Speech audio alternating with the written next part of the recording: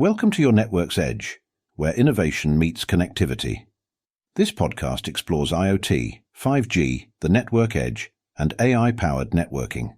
RAD solutions are empowering communication service providers and critical network operators to stay ahead in a connected world. Let's dive into the insights that drive modern connectivity. Welcome back. Today, we're going to be taking a deep dive into the future of IoT connectivity. Okay. And this is a big, we're not just talking about like connecting more and more devices. Right. We're really talking about connections that are so robust that they can withstand, pretty much anything you throw at them. Yeah. Like we're talking power outages. Yeah. Network hiccups, like you RAD, name it. Yeah. And, when you start thinking about the applications for that level of reliability. Oh, yeah. Especially when you think about critical infrastructure. Right. And all these increasingly complex IoT use cases that are emerging. Yeah, and that's exactly what we're going to be focusing on in this deep dive. Okay. Our source material for this is a fascinating webinar by Moshe Shimon and Arek Kotek, who are experts at RAD, a company that's been in the telecommunications game for over 40 years. And they really painted a picture of how the industry is evolving to keep up with all these, these demands of the new technologies that are coming out. Yeah, and I think one of the things that really stood out to me was just this fundamental shift that we're seeing from simple data collection to much more demanding applications. You think about things like remote surgery. Oh, wow. Self-driving vehicles, factories full of robots, all these sorts of things that require a whole new level of dependability. Totally. And the stakes are so high now. Oh, yeah. Like, can you imagine a self-driving car losing its connection in the middle of, oh my gosh, yeah, going down a highway or, a power grid going down because a sensor failed to report a critical issue? And that's really where this whole concept of ultra-resiliency comes in. Okay. Right? It's about designing these networks that can, withstand pretty much anything. Okay, so what does that look like in practice? The webinar folks mentioned a couple key markets that are driving this need for just rock-solid connectivity. Yeah, and critical infrastructure is a big one. Okay. When you think about power grids, water systems, transportation networks, all these things just absolutely cannot afford to go offline. The stakes are super high. Yeah, exactly. The stakes are incredibly high. Yeah. But then they also talked about Industry 4.0, which is all about smart factories and automation. Yeah. And when you think about that, you've got robots working alongside humans. Machines are communicating with each other in real time. There's huge amounts of data flowing back and forth. And any sort of disruption in that connectivity could really bring the whole operation to a screeching halt. Yeah. Yeah. It's amazing to think about how far we've come from the days of just, collecting basic data with sensors. Now we're talking about controlling, critical systems remotely and relying on data for split-second decisions. Yeah, and that's really where things start to get interesting. Because the old way of doing things, relying on a single SIM card or a single modem just doesn't cut it anymore. Yeah, so what's the solution? Like, how do you build a network that can handle this kind of pressure? Well, it's all about layers. Right. Both in terms of the hardware and the software. Okay. You need backups for your backups. Right. Multiple ways to keep that data flowing. I'm intrigued. Give me the details. Okay. What kind of hardware are we talking about here? So, in terms of the hardware backups, we're talking about dual SIM cards. Okay. Dual modems. Okay. Even redundant gateways. Okay. So if one component fails, the other one is ready to take over. Like immediately? Immediately. Okay, so if one connection goes down, the system automatically switches over to the backup. Exactly. Okay, and then on the software side, what are we looking at there? So on the software side, there are these solutions that constantly monitor the network, and they can make decisions about the best path for the data. Okay. And this is what's called policy-based failover. Right. It's like having an autopilot for your network, making sure everything stays on course, even in turbulent conditions. This sounds incredibly sophisticated. It is. Is this all part of what they call software-defined IoT or SD-IoT? Yeah, SD-IoT is a key part of this evolution. Okay. It allows you to create this kind of overlay network that enhances the reliability and efficiency of the underlying infrastructure. So SD-IoT is like a smart layer that sits on top of the existing network and makes it more intelligent. Exactly. Right. Gives you much more control Gotcha. over how the network operates. Got it. And allows you to build in those layers of redundancy we were talking about. And one of the big challenges that they mentioned in the webinar is integrating older devices, Right. what they call brownfield devices, into these modern networks, Yeah. especially with the rise of private 5G networks. Yeah, and especially on these industrial campuses where you've got all this legacy equipment. Right, like how do you get that rotary phone Yeah, to exactly. work with the smartphone app? Exactly. It's a huge hurdle. Yeah. You know, you've got this legacy equipment that might be using outdated technology. Yeah. And you need to find a way to connect it to these, you know, These modern networks. these high-speed modern networks. Yeah. So it's a huge challenge. Yeah, and it sounds like SD-IoT might be the answer. Okay. You know? To making this integration smoother. Yeah, SD-IoT offers solutions that can kind of bridge that gap. Yeah. Right? Allowing you to connect even the most outdated equipment to these cutting-edge networks. That's awesome. And it's a fascinating challenge. Yeah. And I think it really speaks to this larger issue of ensuring interoperability as the IoT landscape continues to evolve. Yeah, I'm really starting to see how these advancements are about so much more than just adding more devices. Yeah. It's really about creating this like intelligent, adaptable network that can support the next generation of technology. And it's about making sure that those connections are rock solid, right? Reliable and secure. Totally. Because, you know, as we move towards a more connected world, the consequences of these disruptions become that much greater. Absolutely. Right. Yeah, it's high stakes. It is high stakes. All right, well, we are going to take a quick break. Okay. And when we come back, we'll dig deeper into how all of this works in practice. Sounds good. So, you know, before we jump into SD-IoT, it's worth revisiting that need for serious reliability. Okay. Especially in critical infrastructure. Right. Like we were talking about these power grids and, you know, Yeah. the webinar gives some really concrete examples of how this all works Oh, yeah. in practice. But I remember them describing like the typical setup for a power grid with all these like remote terminal units, RTUs, and intelligent electronic devices, IEDs, scattered across like this huge area. Yeah. It's mind-boggling to think about. Yeah. How much data is constantly going back and forth. Huge amounts of data. Huge. Yeah, and it's all mission critical too. Yeah, absolutely. It's basically keeping the lights on. Keeping the lights on for everybody. Everyone, yeah. So how do they make sure that this data flow never gets interrupted, even for a second? Yeah. Because like a small blip could have a huge impact. Well, let's start with that layered approach we were talking about earlier. So imagine each of those remote devices is connected to an IoT gateway. Okay. That has dual SIM cards and dual modems. Okay, so that's like the first line of defense, right? Yeah. Like if one connection fails, the other one kicks in. the other one kicks in. Okay. Right. But what about security? Yeah. 'Cause we're talking it's like really sensitive data here. Oh, absolutely. That's where secure tunnels come in. Okay. They use a technology called IPsec to create these encrypted pathways for the data to travel through. So it's like sending your most confidential documents in a locked briefcase. Exactly. So even if someone were to intercept that data, they wouldn't be able to read it without the key. That's reassuring. Yeah. Especially with all the talk about, you know, cyber attacks and all that. Absolutely.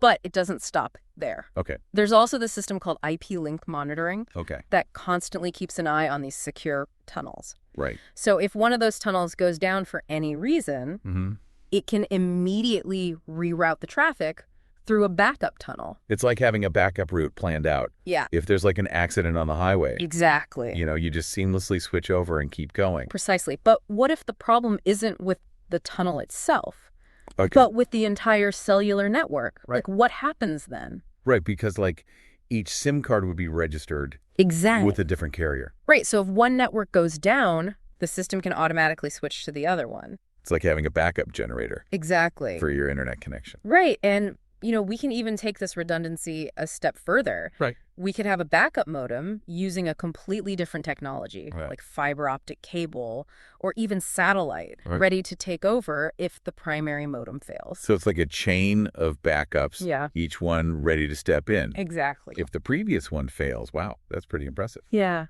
But you also mentioned this idea of like dual gateway redundancy. Right, because even the physical hardware can fail. Oh, right, of course. So using something called VRRP, We can essentially create a clone of the primary gateway. Okay. So if that primary gateway experiences a hardware failure, Right. the backup just steps in seamlessly. So it's like having an identical twin Exactly. standing by, Yeah. ready to take over at a moment's notice. It's incredible how much thought goes into this, It is. making sure these systems never go offline.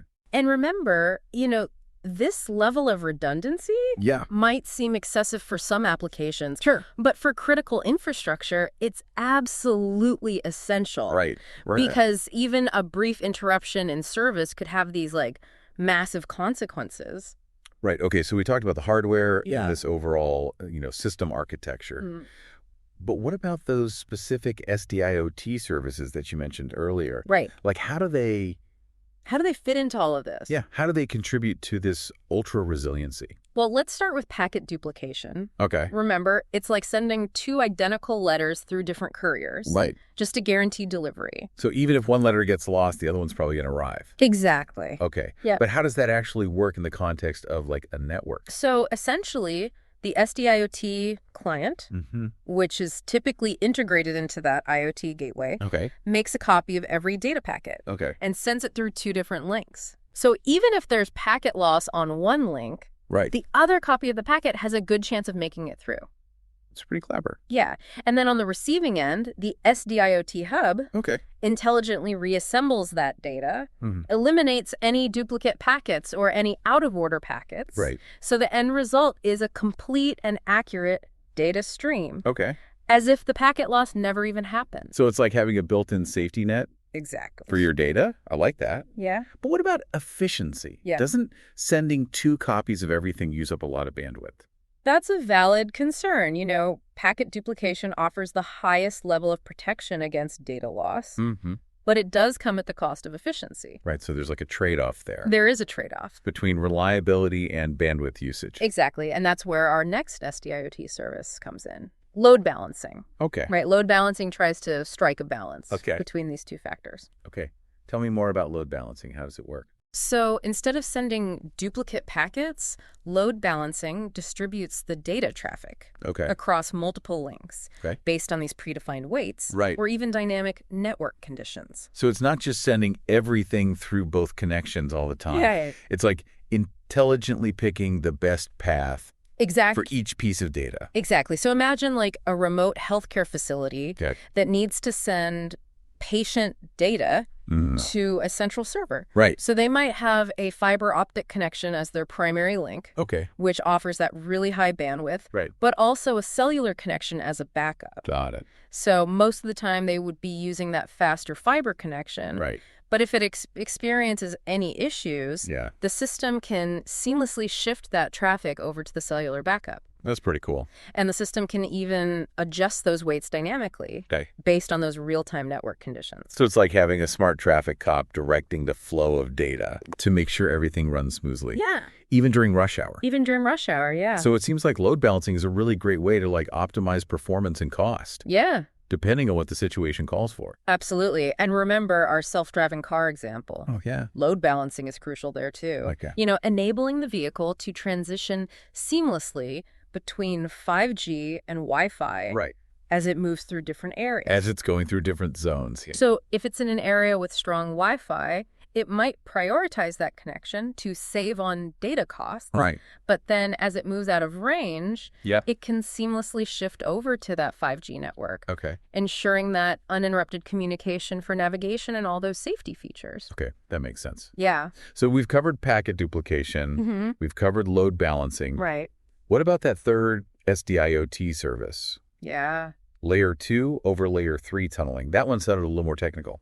It is a bit more specialized, but it addresses a really crucial need. Especially when we're talking about integrating that legacy equipment. Oh, so this is like bringing in those brownfield devices. Exactly. A lot of these critical infrastructure systems like power substations Mm-hmm. or manufacturing plants Right.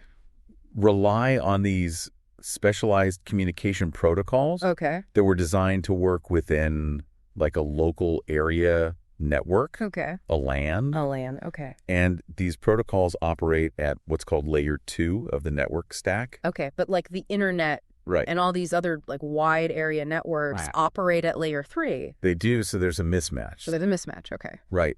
And as these systems become more interconnected, Yeah. we need a way to transport that layer 2 traffic over those long-distance layer 3 networks. Okay. And that's where layer 2 over layer 3 tunneling comes in. So it's like creating a virtual tunnel that encapsulates the layer 2 traffic. Exactly. And allows it to travel securely over that layer 3 network. Precisely. It's kind of like putting a letter inside a special envelope that has the correct address and postage for that long-distance postal system. Okay, that makes sense. Yeah. So how does this apply to like a power substation? Okay, so imagine a substation that needs to communicate with another substation that's miles away.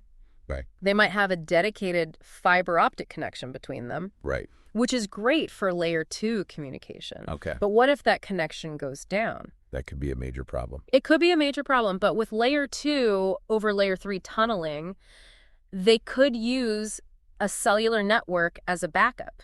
Okay. They essentially create that virtual tunnel over the cellular network, Right. allowing that layer 2 traffic to continue flowing. Even though the primary connection's down. Even though that primary connection is down. That's a pretty elegant solution. Yeah. So even if there's like a major network outage, those substations can still talk to each other. Yeah. And, you know, keep things running smoothly. keep things running smoothly. Yeah. And it's really like, it's like a toolbox. Yeah. Full of different ways to ensure connectivity. Exactly. No matter what challenges arise. That's a great way to put it. Yep. It's about having the right tools for the job and being able to adapt to different situations. Yeah. And, you know, what's really exciting is that these solutions have implications far beyond just critical infrastructure. Totally. And that's what I was thinking about, too. Like, we've been focusing on these, like, power grids and substations, but this technology could be applied to so many different industries. Oh, absolutely. Healthcare, manufacturing, transportation. Yeah. Like anywhere you need this rock solid connectivity and the ability to like integrate these legacy systems. Right.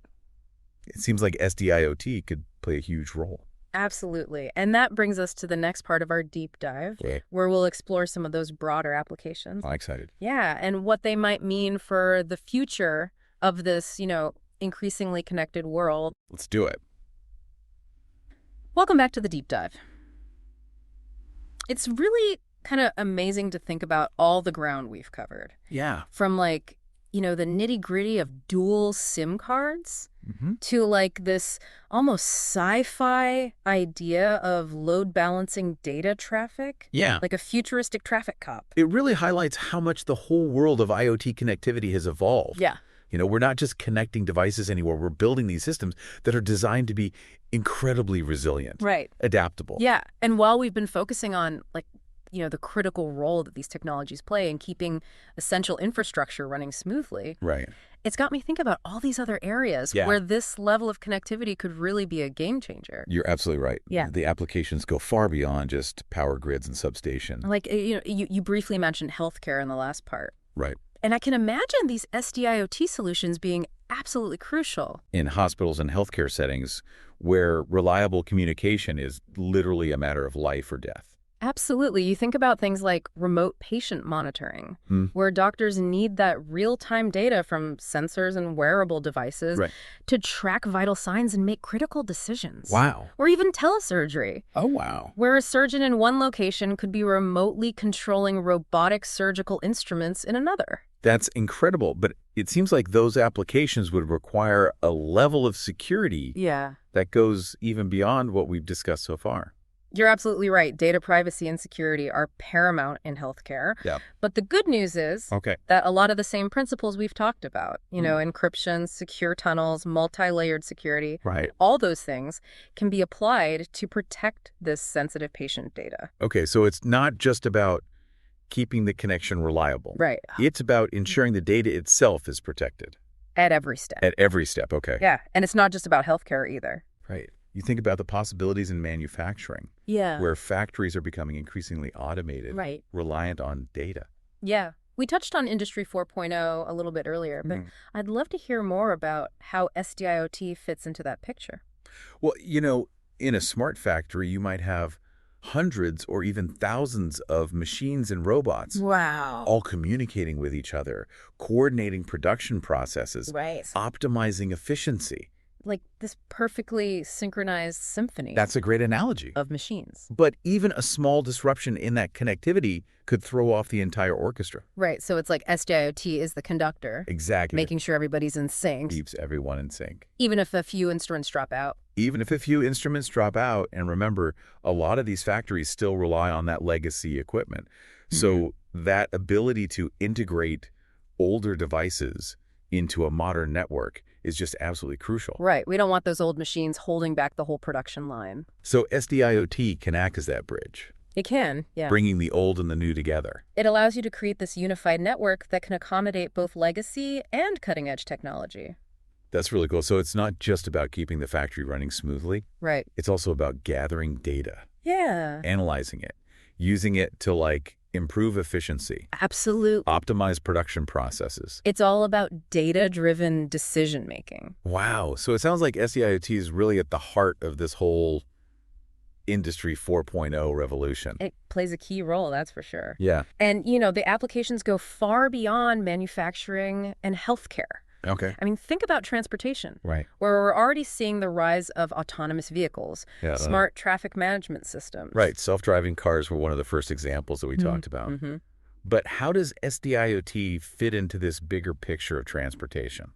Well, for starters, those autonomous vehicles need a constant stream of data Right. to navigate safely, communicate with other vehicles, make decisions in real time. So a reliable connection is absolutely crucial. It's essential. Yeah. But SD-IoT can go even further. Okay. Imagine a city Yeah. where the traffic lights, the sensors, and the vehicles are all interconnected, Why? sharing data, coordinating their movements Right. to optimize traffic flow, Okay. reduce congestion. It's like the city's breathing, Yeah. adjusting to the changing needs of the people. Exactly. And it's not just about efficiency either. Okay. I mean, imagine the potential for improving safety Yeah. by detecting and responding to potential hazards in real time. It's like having a guardian angel Yeah. watching over the entire transportation system. It's a powerful vision, Yeah. and it's one that's becoming increasingly achievable Right. thanks to these advancements in IoT connectivity.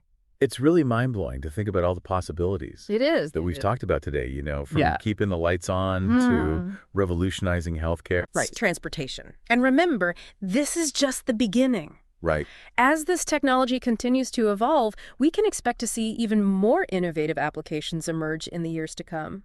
Well, listener, we've reached the end of our deep dive into the future of IoT connectivity. Yeah, It's been an amazing journey, it has. exploring these advancements that are making our world more connected, more resilient, More intelligent. more intelligent. Yeah. We're moving towards this truly interconnected ecosystem that can support, the next generation of technology Right. and solve some of the world's most pressing challenges. Thanks for listening to Your Network's Edge. Stay ahead in the world of connectivity. Be sure to subscribe, share, and explore RAD's solutions at rad.com. Until next time, stay connected and inspired.